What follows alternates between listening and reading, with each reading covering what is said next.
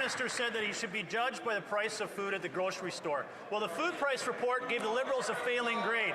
It confirmed that food prices are going to increase $1,000 a family next year, a cost they simply can't afford. But Canadians didn't need a report to tell them that. They are experiencing it every single day.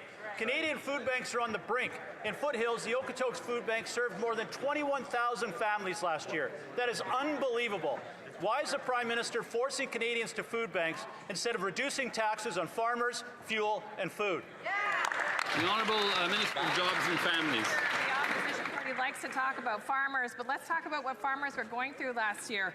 66% of agricultural land in Canada was experiencing drought, extreme drought, Mr. Speaker, which drove up prices of beef. And not only that, Mr. Speaker, all across the world, prices for imports like coffee and tea and cocoa and strawberries and oranges went up as a result of climate change, Mr. Speaker. We focus on the things we can control, and you know what we can control?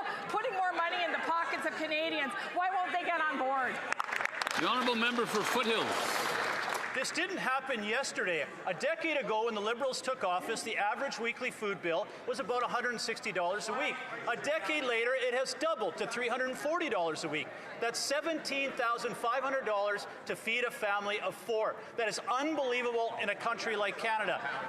And our Canadian food banks can't manage the load. And these aren't just strangers. These are friends, families, co-workers, neighbours, all relying on food banks.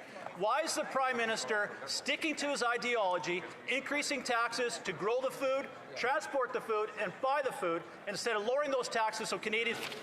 The Honourable Minister of Jobs and Families.